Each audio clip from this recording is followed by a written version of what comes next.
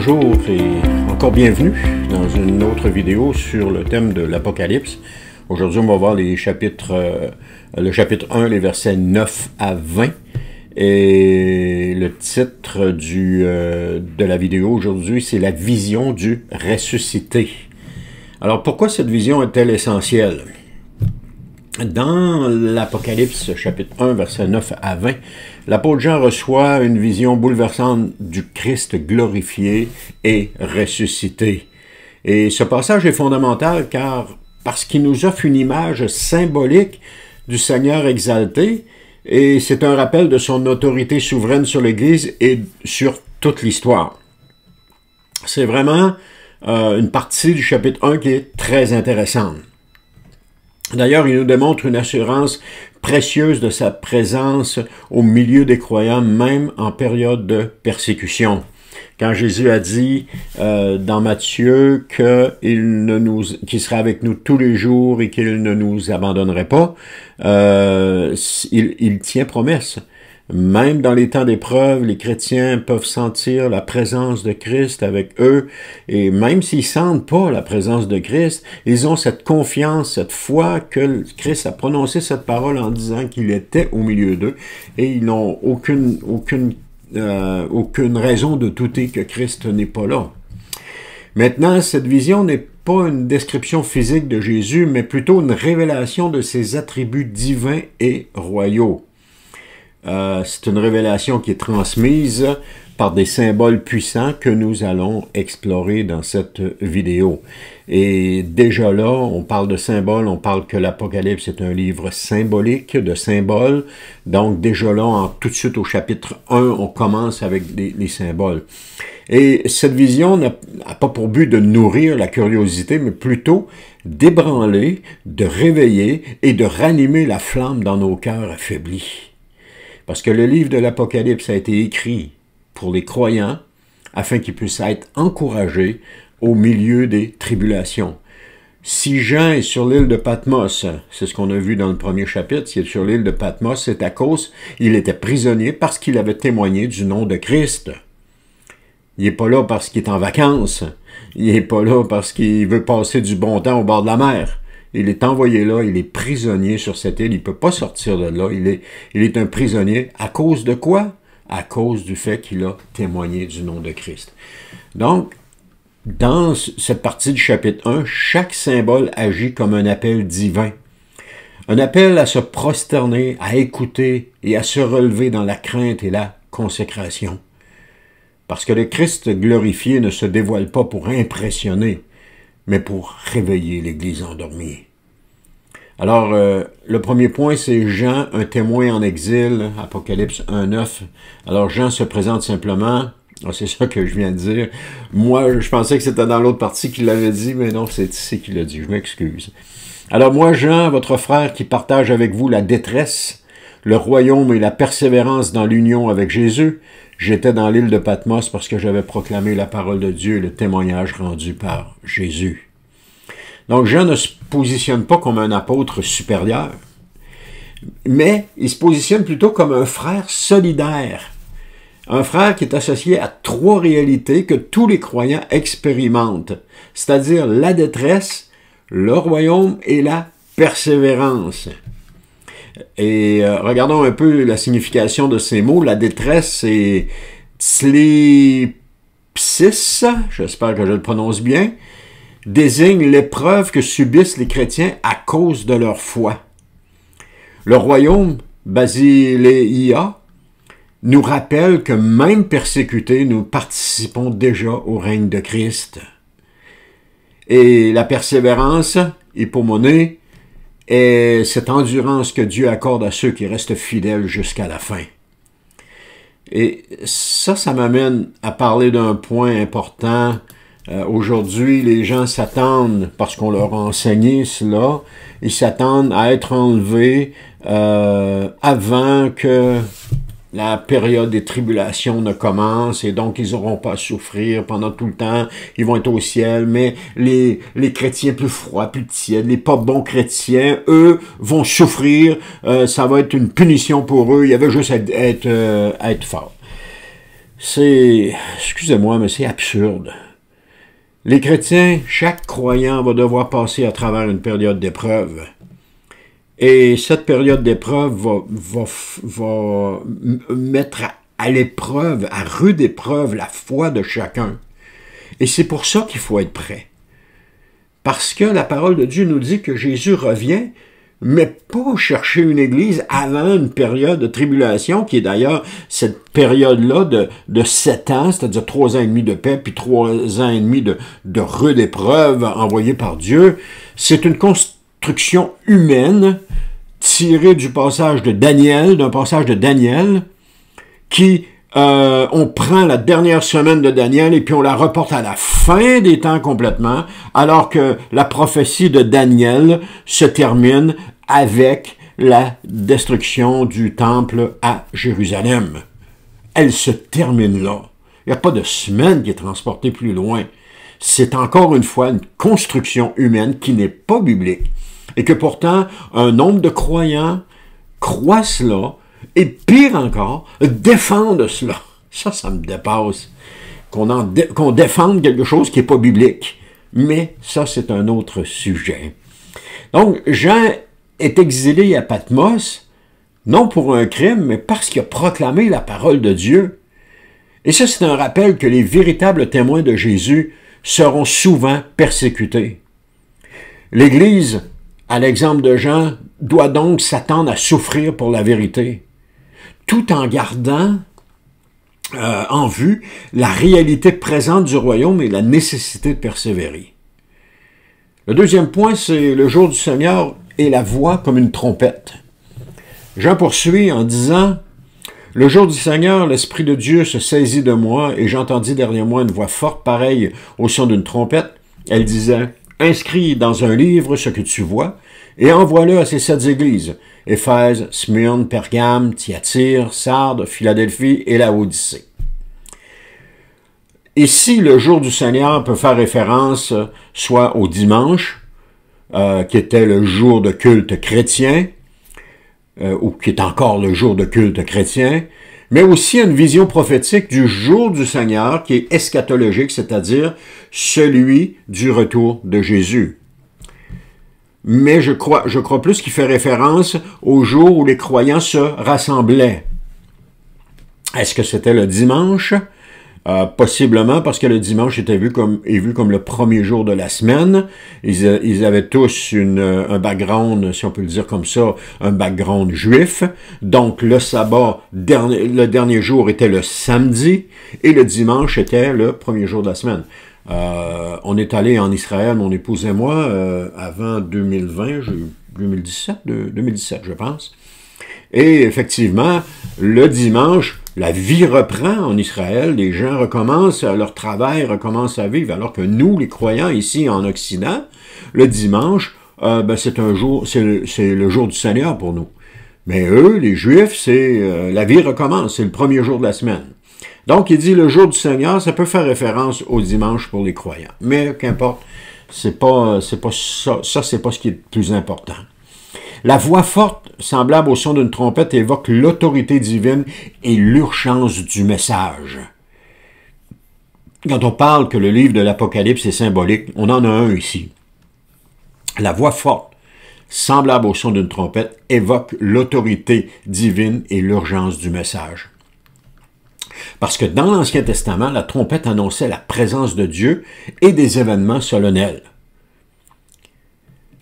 Maintenant, les 7 églises mentionnées sont bien historiques, mais elles représentent aussi toute l'Église universelle à travers les âges. Et non pas, chacune d'elles représente une période de temps. Ça, c'est une conception dispensationalisme. Et elle n'est pas biblique. On ne trouve pas d'appui biblique là-dedans. C'est surtout que l'Église universelle à travers les âges, c'est que c'est l'Église, c'est carrément l'Église. Alors cette vision nous rappelle que Christ parle encore à son Église aujourd'hui et que son message est destiné à être entendu, reçu et mis en pratique. Vous allez voir, quand on va faire l'étude des 7 églises, il y a des choses qui vont être dites et qui vont nous interpeller. parce qu'il y a des choses dans notre vie qui parfois sont similaires à ce qu'ils avaient dans cette Église-là, et que Christ a a apporté un reproche. Il y a des choses là-dedans qui vont nous parler. Et c'est là qu'il faut, comme j'ai dit tantôt, qu'il faut entendre le message reçu et le mettre en pratique. Maintenant, le troisième point, la vision du Christ glorifié. Jean raconte ce qu'il a vu. Il dit, « Je me retournai pour découvrir quelle était cette voie, et l'ayant fait, voici ce que je vis. Il y avait 7 chandeliers d'or, et au milieu des chandeliers, quelqu'un qui ressemblait à un homme. » Donc la vision qui suit est riche en symboles révélant, et elle nous révèle la majesté et l'autorité de Christ. D'abord, les 7 chandeliers d'or. Ceux-ci représentent les églises. L'Église est appelée à briller dans les ténèbres du monde, et Christ se tient au milieu d'elle, même dans la souffrance. Il est toujours au milieu des églises. Celui qui ressemble à un homme, ou littéralement, un fils d'homme. Ça renvoie à Daniel 7,13, et c'est Jésus qui est à la fois humain et divin. Donc, on fait allusion à Jésus ici. Sa longue tunique et sa ceinture d'or. Ça rappelle la fonction du souverain sacrificateur et de roi. Alors, nous savons que Jésus Jésus opère les trois rôles qu'il y avait dans l'Ancien Testament. C'est-à-dire, il y avait le roi, le sacrificateur et le prophète. Alors, Jésus est le roi, il est aussi Jésus est le roi, il est aussi le sacrificateur, nous dit le livre aux Hébreux, et il est aussi prophète. C'est Moïse qui dit ça à un moment donné dans Exode, il dit « Dieu va susciter un prophète comme moi » et il fait allusion à Jésus. Donc Jésus est les trois. Maintenant, sa tête et ses cheveux blancs sont le symbole de la sagesse et de l'éternité. Ça identifie Jésus à l'ancien des jours de Daniel 7,9. Sa tête et ses cheveux blancs, le symbole de la sagesse et de l'éternité. Ses yeux, comme une flamme ardente, indiquent qu'il voit tout, qu'il sonde les cœurs et les intentions. On ne peut pas en passer une vite à Jésus. Ses pieds comme du bronze incandescent parlent de jugement pur et inébranlable. Parce que Jésus, c'est lui qui va juger. Il a dit, la parole nous dit que le Père a remis tout jugement au Fils. Donc, c'est Jésus qui va juger. Alors, ceux qui rejettent Jésus aujourd'hui vont devoir faire face à Jésus pour être jugés. Et je voudrais pas être à leur place quand Jésus va les appeler et que eux vont avoir rejeté Jésus parce qu'ils n'ont pas cru en lui et que là, c'est lui qui va les juger. Ouf, quel moment pénible. Je voudrais pas vivre un moment comme ça, là. Et dans il dit ses pieds comme du bronze incandescent, ça nous parle de jugement pur et inébranlable. Ensuite de ça, sa voix, comme celle de grandes eaux, reflète la puissance et la majesté de sa parole. Sa voix comme celle des grandes eaux. Dans sa main droite, il tient 7 étoiles. C'est le symbole des anges ou messagers des églises démontrant que Christ les garde et les dirige. On parle des anges, on va le voir quand on va arriver dans l'étude des églises, mais c'est plus probable. Un ange, c'est un messager. Quand on parle d'un ange, c'est un messager. Et je pense plus, d'après ce qu'on peut voir dans la parole, que Jésus s'adresse aux dirigeants de cette église lorsqu'il leur parle. Il ne peut pas s'adresser à un ange parce qu'un ange n'a rien à se reprocher. Les anges n'ont pas péché, ils sont parfaits. Donc, ceux qui ont péché, ce sont les hommes. Alors Jésus, quand il s'adresse aux messagers, aux anges de l'Église, il s'adresse fort probablement aux dirigeants des églises à ce moment-là. De sa bouche sort une épée aiguisée à double tranchant. Vous voyez comment c'est symbolique. On peut pas imaginer Jésus qui tire la langue et que c'est une épée aiguisée à double tranchant qui sort. Ça, c'est l'image de la parole vivante et efficace de Dieu qui est capable de juger, de sauver et qui sonde tout. Enfin, son visage brillant comme le soleil est l'expression de sa gloire divine, éclatante et irrésistible. Alors, on a toute une série de symboles ici. Quand on parle de symboles, on en a toute une série ici, et on ne peut pas les prendre de façon littérale. Alors, ça commence tout de suite comme ça. Tout de suite comme ça. Le livre commence comme ça. Maintenant, cette vision bouleversante nous rappelle que Jésus n'est plus le serviteur souffrant, mais le Seigneur glorifié, investi de toute autorité dans le ciel et sur la terre. Cette vision ne doit pas rester théorique. Cette vision veut allumer une passion brûlante pour Jésus. Lorsque l'Église voit réellement le ressuscité, elle ne peut pas rester tiède, distraite ou mondaine. Parce que la vision du ressuscité nous change complètement. La vision du ressuscité nous attire à lui. Et c'est là, devant son visage éclatant, que tombent les idoles et que renaît une foi vivante. Le livre de l'Apocalypse a pour but de ranimer notre foi. Le quatrième point, c'est l'autorité du ressuscité. Donc, face à cette vision, Jean va écrire « Quand je le vis, je tombai à ses pieds, comme mort. Mais Jésus le rassure aussitôt, n'aie pas peur. Moi, je suis le premier et le dernier, le vivant. J'étais mort et voici, je suis vivant pour l'éternité. Je détiens les clés de la mort et du séjour des morts. » Quelle puissance dans ces paroles. Jésus est le vivant, celui qui a traversé la mort et qui en est ressorti vainqueur. Il n'est pas juste vivant comme nous, mais il est vivant au siècle des siècles. Jésus est ressuscité. Il est le premier mort et ressuscité avec un corps glorieux.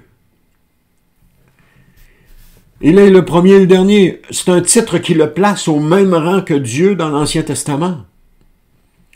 Puis il dit aussi qu'il détient les clés, ce qui fait qu'il a toute autorité sur la vie et la mort et l'éternité. Il commande alors à Jean d'écrire ce que tu as vu, ce qui est et ce qui va arriver ensuite.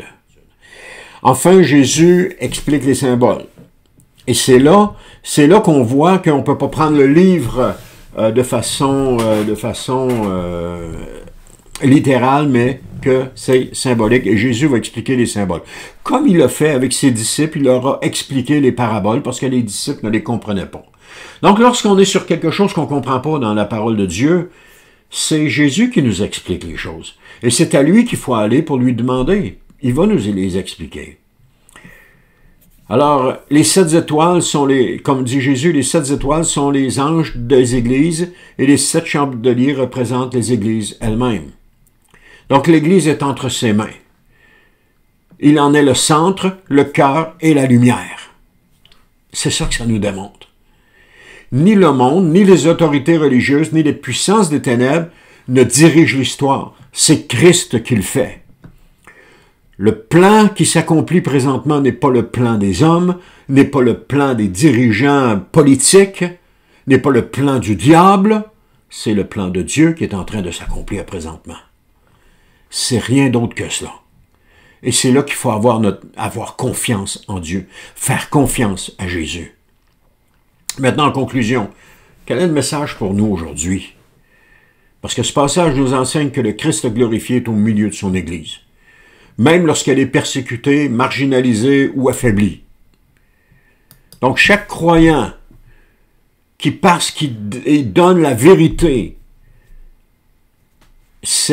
parce qu'il proclame la vérité, c'est une chose, c'est que Jésus est avec lui. Il n'y a pas de doute là-dessus. Et plus le croyant est persécuté, plus la parole de Dieu se fait entendre dans le cœur de cette personne qui la proclame. Jésus est glorifié puis est au milieu de son Église. Il règne déjà avec puissance et autorité. Il connaît son peuple, il voit ses œuvres, il comprend ses luttes, puis il le soutient. C'est Hébreu qui nous dit que Jésus a souffert les choses que nous avons souffert. Il a vécu comme nous, en homme. Maintenant, son appel est clair. Briller comme un chandelier dans les ténèbres, écouter sa voix et lui rester fidèle jusqu'à la fin. Pourquoi ça revient souvent rester fidèle jusqu'à la fin? Parce que les croyants vont passer dans les années à venir, il y a une persécution qui va s'exercer contre les croyants. Et ceux-ci vont devoir se raccrocher à Jésus. Ils vont devoir se raccrocher à Jésus.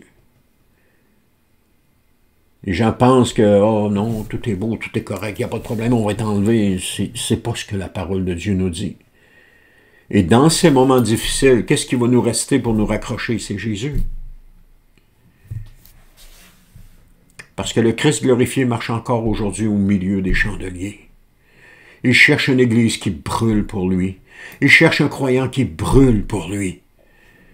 Une église réveillée, affranchie de la tiédeur de la Odyssée et remplie du feu de Philadelphie. Alors sommes-nous prêts à écouter sa voix, à tomber à ses pieds et à nous relever transformés pour briller dans ce monde? Je pense que la réponse est oui. Pour moi, la réponse est oui. Alors merci d'avoir écouté. On se dit à la prochaine pour la suite de cette série sur l'Apocalypse.